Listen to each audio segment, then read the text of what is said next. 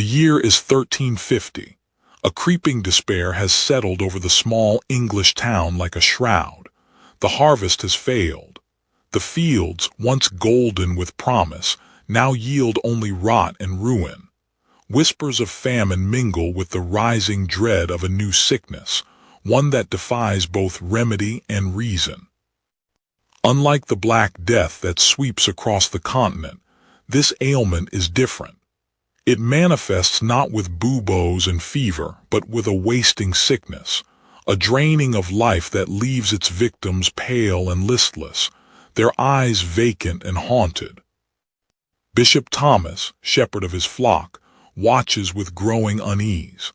A learned man, he has sought solace in scripture and prayer, but neither seems to offer respite from the despair that grips his town. He feels the weight of their suffering as a physical burden. He prays for guidance, for a sign, for any means to alleviate the suffering of his people. Yet the heavens remain silent and the darkness deepens.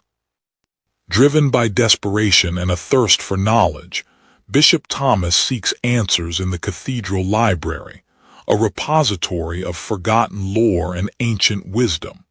He believes that somewhere within these tomes, a solution might lie hidden.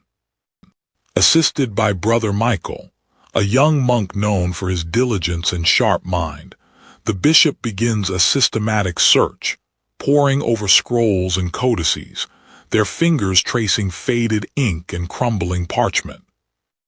Days turn into nights as they delve deeper into the library's secrets, the flickering candlelight casting long, dancing shadows on the walls.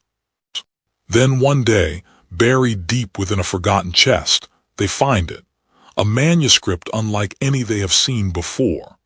Bound in cracked leather and written in a strange, archaic hand, it emanates an aura of both age and unease. Brother Michael, with his gift for languages, painstakingly begins to translate the text. It is a fragmented version of the Oedipus myth, twisted and reshaped by some unknown hand, infused with strange symbolism and cryptic allusions. At first, Bishop Thomas dismisses it as mere pagan drivel, a relic of a bygone era. Yet, as the translation progresses, unsettling parallels begin to emerge between the ancient tale and the present misfortunes of his town. He shares his growing anxieties with Lady Isolde, a trusted confidant and advisor, her wisdom and counsel invaluable in these dark times. She, too, feels a prickle of unease as the story unfolds. A shadow has fallen upon the town, a shadow cast not only by disease and famine but by the chilling echoes of an ancient tragedy. Bishop Thomas, haunted by the manuscript's revelations, knows that he must unravel the secrets it holds before the darkness consumes them all. The question is, can fate be denied, or are they all merely players in a drama already written? Bishop Thomas wrestled with the strange text. The pagan script seemed to writhe before his eyes, offering no clear answers to the town's suffering. Each symbol felt alien, yet disturbingly familiar. Brother Michael, ever eager to assist, deciphered a phrase, "He shall slay his father and bed his mother." The words hung heavy in the air, a blasphemous echo of a forgotten age. "Blasphemy," Bishop Thomas exclaimed. "A pagan tale twisted by time. It has no bearing on our present woes." Brother Michael, though shaken, dared to suggest, "But Bishop, could it not be an allegory, a lesson veiled in myth?" Lady Isolde entered, her usual composure marred by distress. "Bishop," she said, her voice trembling, "another child has fallen ill. The sickness spreads like wildfire." The bishop listened, his mind racing. He dismissed the manuscript, declaring, "We must focus on prayer and practical remedies. The Lord will provide a solution." That night Bishop Thomas sought solace in prayer. He begged for guidance, for a sign to lead his flock through the darkness. but the silence of the cathedral was deafening. Sleep offered no escape. He dreamt of a king, blinded and exiled, a chilling echo of the words in the pagan script. Doubts gnawed at his resolve. Driven by a growing unease, Bishop Thomas returned to the manuscript. He could no longer ignore the nagging feeling that this pagan tale held a key to their salvation or their destruction. Brother Michael helped piece together another fragment. The truth lies hidden in blood, a lineage cursed by fate. The words sent a shiver down his spine. Lady Isolde, drawn by the urgency in the bishop's voice, joined them. The weight of the town's despair pressed heavily on them all. Bishop Thomas stared out at the town, the first rays of dawn painting the rooftops in gold. A terrifying thought struck him. The families, the lineages, the secrets hidden beneath layers of piety and tradition. Could it be possible? Could the tragedy of Thebes be replaying itself in their midst? The weight of the manuscript pressed heavily upon Bishop Thomas.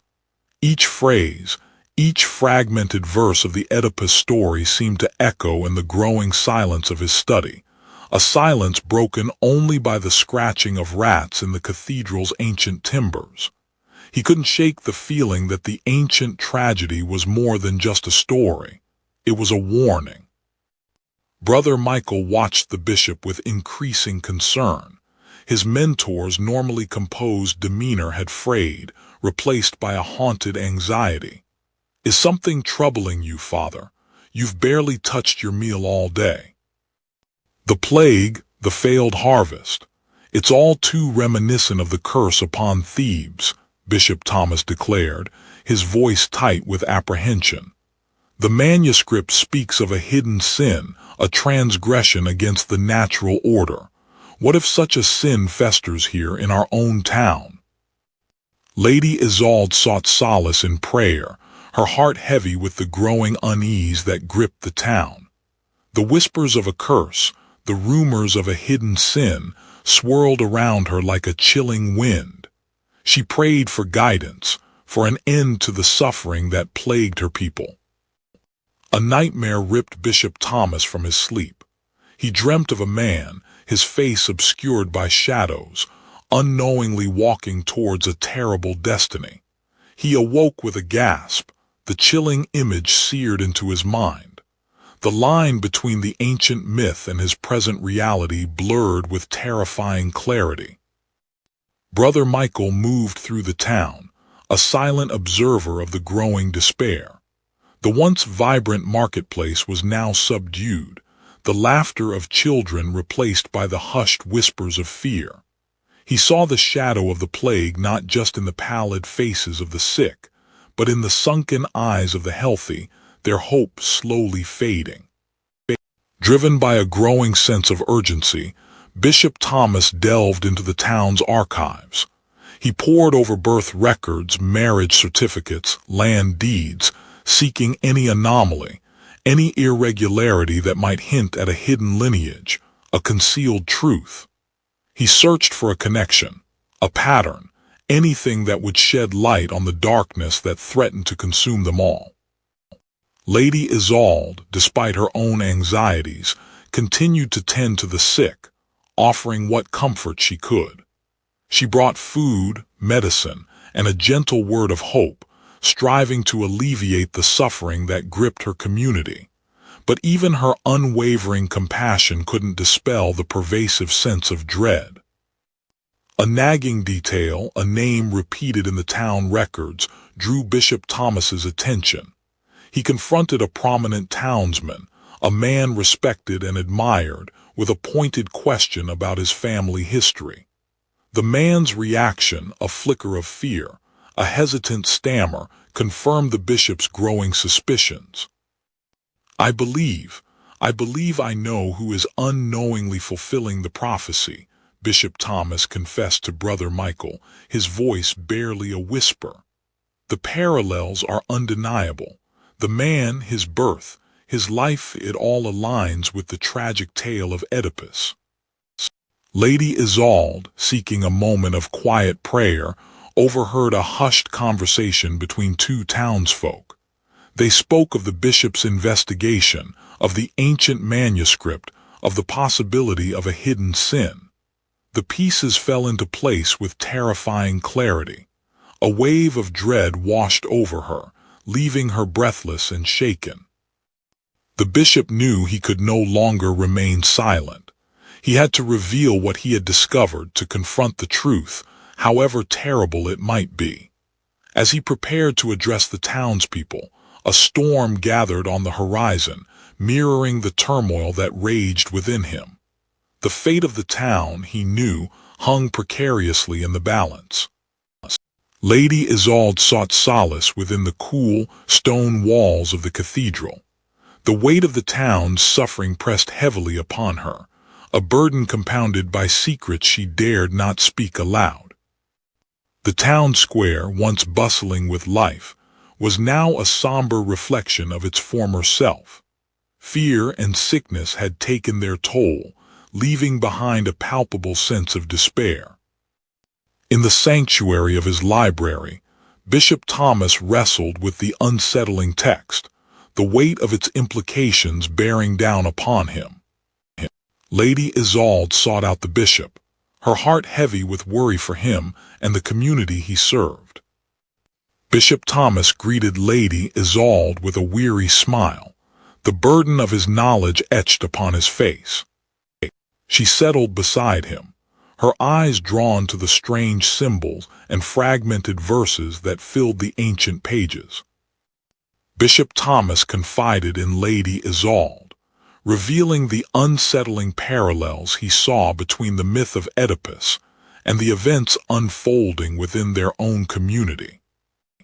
Lady Isolde listened with growing alarm, the bishop's words echoing her own unspoken fears. The weight of the town's secrets settled even heavier upon her shoulders.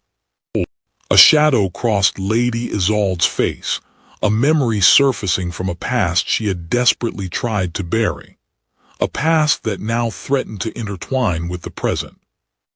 The bishop, noticing Lady Isolde's sudden unease, regarded her with a concerned expression. He sensed that she was holding something back, a secret that troubled her deeply. Lady Isolde hesitated, torn between the desire to unburden herself and the fear of revealing a truth that could shatter the fragile peace of their community. Bishop Thomas waited patiently, offering a reassuring smile.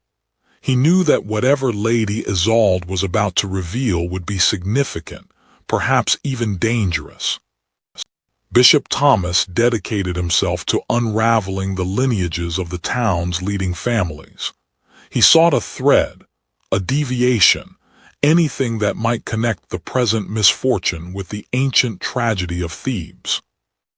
In the scriptorium, Brother Michael continued his translation, each translated passage casting a darker shadow on his understanding.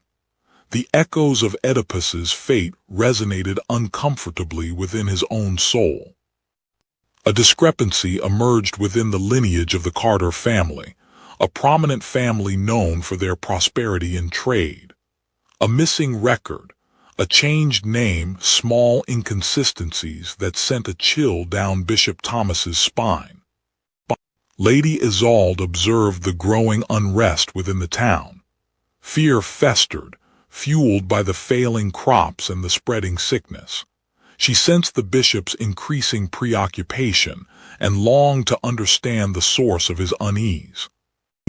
Bishop Thomas, unable to bear the burden alone, confided in Lady Isolde.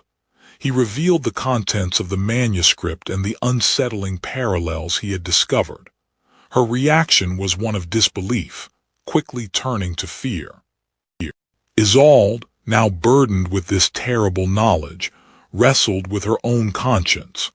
She knew secrets within her own family, whispers of past indiscretions that now took on a sinister light in the context of the bishop's discoveries. Brother Michael, tormented by the text, sought solace in prayer. He questioned the nature of divine will and the possibility of escaping a predetermined fate. His faith was tested by the darkness he had uncovered.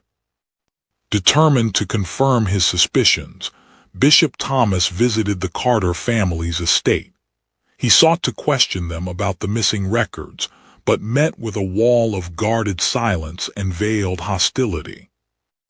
As Bishop Thomas investigated, Brother Michael stumbled upon a hidden passage within the manuscript, a prophecy foretelling a similar tragedy to befall a land plagued by sickness and despair. The prophecy spoke of a man marked by fate, unaware of his true lineage. Brother Michael shared the chilling prophecy with Bishop Thomas. The words hung heavy in the air, confirming their worst fears. A man, unknowingly walking a path laid out by a cruel and indifferent fate. Lady Isolde, driven by a desperate need to protect her community, confronted a member of the Carter family. She demanded answers, seeking to uncover the truth hidden beneath layers of lies and deception. Bishop Thomas, armed with the knowledge of the prophecy and the Carter family's dark secret, knelt before the altar. He prayed for guidance, for the strength to confront the unfolding tragedy, and for the salvation of his town. The bishop's relentless pursuit of the truth had not gone unnoticed. Whispers snaked through the town, carried on the wind like the scent of wood smoke. Some spoke of a holy man's quest to save them, others of a dangerous obsession that threatened to unravel the very fabric of their community. Brother Michael, torn between his loyalty to the bishop and his growing unease, found himself increasingly burdened by the weight of their shared secret. He feared the consequences of their inquiry, the disruption it caused amongst the townsfolk. Lady Isolde, ever mindful of the town's fragile stability, attempted to quell the rising tide of fear. But the more she tried to reassure them, the more she felt the ground shifting beneath her own feet. Rumors spread like wildfire, a curse, a hidden sin, a debt unpaid. Each whispered word fueled the growing paranoia, turning neighbor against neighbor. Trust was a precious commodity, dwindling with each passing day. In the solitude of the cathedral, Bishop Thomas sought guidance. He wrestled with the implications of his discovery, questioning whether he was acting as a shepherd or a wolf in sheep's clothing. Brother Michael found himself ostracized, the weight of the bishop's secret a heavy burden. He yearned for the simple piety of his former life, before the shadow of Thebes had fallen upon their town. Lady Isolde, burdened by her own secrets, felt increasingly isolated. The plague had touched everyone, stripping away the veneer of civility and revealing the raw fear that lay beneath. The fragile peace of the town shattered as accusations flew. Old grudges resurfaced, fueled by suspicion and desperation. The once close community teetered on the brink of collapse. Bishop Thomas, hardened by the growing turmoil, confronted the leading families, seeking answers and attempting to piece together the puzzle. The truth was a dangerous thing, and those who held it close guarded it jealously. Brother Michael, wrestling with his conscience, sought solace in prayer. He questioned the righteousness of their actions, fearing that they were meddling in matters best left to God. From her vantage point, Lady Isolde surveyed the town, feeling the weight of her responsibilities. She knew that the fate of her community rested on her shoulders, and she was determined to do everything in her power to protect them, even if it meant confronting the darkness that threatened to consume them all. The bishop's words echoed through the cathedral, a desperate plea for understanding and unity. But in the eyes of his congregation, he saw only fear and suspicion. The shadow of Thebes had fallen upon them, and the whispers of destiny had taken root in their hearts. The flickering candlelight cast long shadows, as Bishop Thomas braced himself to speak the words that could shatter a life. He summoned Thomas to the scriptorium under the pretense of needing assistance with some texts, but his true purpose was far more grave. Unseen, Brother Michael lingered near the scriptorium entrance, his heart pounding in his chest. He knew the nature of the bishop's summons and feared the turmoil it would unleash. "Thomas," the bishop began, his voice betraying a tremor of uncertainty, "I must ask you a difficult question, one that concerns your parentage." Thomas, a young man known for his honest nature and strong work ethic, looked at the bishop with confusion etched on his face. "My parentage, your grace, I don't understand." Rumors, whispers, and this ancient text suggest a different story than the one you know, a story where your true father may not be who you believe him to be. Thomas's initial confusion morphed into outrage. "That's a lie. My father is a good, honest man. I won't listen to such slander." "I understand your anger, Thomas, but please hear me out. This isn't about slander, it's about a terrible possibility, a fate we must try to avert."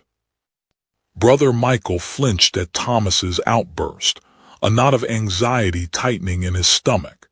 He wished he could intervene, but knew it was not his place. "I won't listen to this. You're twisting things, seeing shadows where there are none. I'm leaving." Bishop Thomas watched as Thomas stormed out of the scriptorium, his heart heavy with doubt. Had he acted too hastily? Had he condemned an innocent man based on a fragile interpretation of an ancient myth? He sank into his chair, the weight of his actions pressing down on him. The manuscript lay open, its cryptic words now mocking him. Had he been blinded by fear, by the seductive allure of a tragic narrative? Lady Isolde entered the scriptorium, drawn by the palpable tension that hung in the air. She found Bishop Thomas despondent, his usual composure shattered. "What has happened, Thomas? What troubles you so deeply?" she asked, her voice filled with genuine concern. Days bled into nights as Bishop Thomas meticulously cross-referenced parish records and manorial accounts. The pieces, once scattered, were beginning to coalesce into a horrifying whole. The truth, he feared, was close at hand, and its revelation would bring nothing but sorrow. Brother Michael watched, his youthful face etched with worry. He saw the color drain from the bishop's face as he uncovered each new piece of information. The air in the study grew heavy with unspoken dread. News of the bishop's relentless investigation had reached Lady Isolde. She found herself increasingly isolated, burdened by her own secrets and the growing fear that the town's misfortunes were somehow connected to the sins of the past. Overwhelmed by the weight of his discovery, Bishop Thomas sought solace in prayer. He pleaded for guidance, for a way to avert the impending tragedy, but the silence of the cathedral offered no comfort. While the bishop wrestled with the truth, Brother Michael continued to tend to the sick, his heart heavy with the knowledge of what might befall them all. The plague seemed to intensify, as if fueled by the growing darkness within the town. Lady Isolde watched as the town descended into despair. The failing crops, the spreading sickness, and the whispers of a dark prophecy created an atmosphere of impending doom. She knew that the bishop's investigation was stirring up secrets best left buried. Bishop Thomas knew he could no longer delay. He had to reveal the truth, no matter the cost. He walked through the town, his steps heavy with the burden of his knowledge. Brother Michael followed close behind, his heart pounding in his chest. He sensed the bishop's resolve and feared the consequences of his actions. Lady Isolde watched from the distance, her heart heavy with dread. She knew the bishop's investigation would lead to a revelation that would shatter the very foundations of their community. "People of this town," Bishop Thomas began, his voice filled with sorrow, "I have uncovered a truth, a dark secret that has festered within our community for far too long, a truth that is linked to the very misfortune that plagues us." Brother Michael stood beside him, his head bowed in prayer. He knew the revelation would test the faith of the townspeople and shatter their illusions. Lady Isolde watched from the edge of the crowd, her heart pounding in her chest. The truth, she knew, would forever change the course of their lives, casting a long shadow over the town and its people. Bishop Thomas felt the weight of his knowledge pressing down on him. He had tried to steer Thomas away from the tragic course laid out in the ancient text, but fate, it seemed, was a relentless current. Brother Michael, burdened by the revelation of Thomas's parentage, sought refuge in prayer. He begged for guidance, for a miracle that might avert the impending disaster. Lady Isolde, torn between her loyalty to the town and the dark secrets she held, wandered into the woods, seeking a moment of clarity amidst the storm. Bishop Thomas, in a desperate attempt to alter the course of events, confronted Thomas publicly, pleading with him to leave the town and escape his destiny. The villagers watched, their hopes and fears hanging in the balance as the drama unfolded before them. The weight of the town's misfortunes pressed down on them, a tangible force. Thomas, overwhelmed by the revelation of his true parentage and the weight of the prophecy, made a fateful decision. He would not be a puppet of fate. Brother Michael, witnessing Thomas's desperate act, raced to find Bishop Thomas, hoping to prevent further tragedy. Lady Isolde observed the unfolding events from afar, her heart heavy with the burden of her own secrets and the town's impending doom. Bishop Thomas arrived too late. The tragic choice had been made, and its consequences were already unfolding, mirroring the horrors of the ancient myth. A dark shadow fell over the town once more. The plague, seemingly dormant, returned with renewed virulence, its symptoms mirroring the strange afflictions described in the ancient manuscript. The people were dying. Bishop Thomas, faced with the devastating outcome, wrestled with the profound questions of fate and free will. Was their destiny predetermined, or had their choices led them down this tragic path?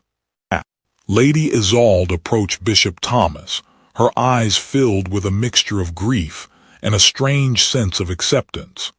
The secrets of the past had woven a tapestry of tragedy, and their choices, for better or worse, had sealed their fate. The dawn broke cold and gray, mirroring the chill in Bishop Thomas's soul. The events of the previous days lay heavy upon him, a burden of knowledge and consequence. He returned to the manuscript, not seeking answers, but grappling with the questions it had raised. Was it truly fate that had driven them, or the choices they had made in its shadow? Brother Michael struggled with his faith. The tragic events had shaken his belief in divine justice, leaving him questioning the very nature of God's plan. Lady Isolde wandered the town, her heart aching for the lost and the broken. The tragedy had left an indelible mark, a deep scar on the community's soul.